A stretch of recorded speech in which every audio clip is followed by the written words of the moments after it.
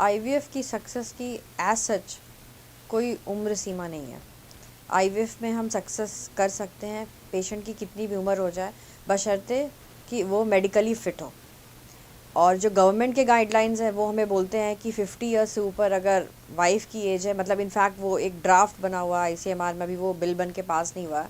वो हमें ये बताता है कि 50 ईयर्स तक वाइफ़ की एज होनी चाहिए एंड 55 यानी 55 साल की उम्र होनी चाहिए हस्बैंड की।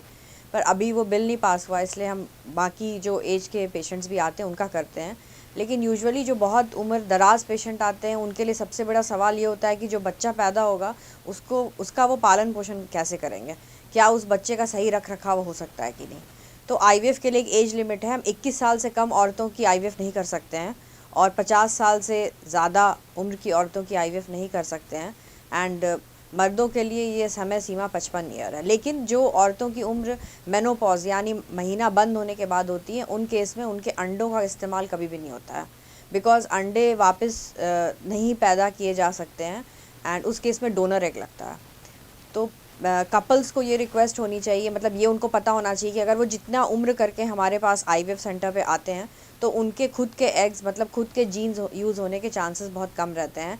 हस्बैंड का स्पर्म तो यूज़ हो जाता है, लेकिन वाइफ़ के जो अंडे होते हैं वो नहीं यूज़ हो पाते हैं। तो ये चीज़ उनको दिमाग से निकाल देनी चाहिए कि अगर उनको मेनोपॉज हो गया है, मीन्स अगर उनके महीने बंद हो गए हैं, तो अब उनका आईवीएफ नहीं हो सकता, यानी कि वो माँ नहीं बन सकती हैं। वो माँ बनने का सुख किसी भी उम्र में ले सकती हैं, लेकिन उनको मेडिकली फ़िट होना बहुत ज़रूरी है। और साथ साथ उनको, जो कपल्स हैं, उनको ये ध्यान में रखना चाहिए कि जो ये बच्चा पैदा करेंगे उसको ये अल्टीमेटली किस तरह से पालेंगे, उसकी अपब्रिंगिंग क्या होगी, जो कि बच्चे को कोई साइकोलॉजिकल प्रॉब्लम नहीं हुई हो पेरेंट्स के एक्सेसिव ज़्यादा एज होने की वजह से।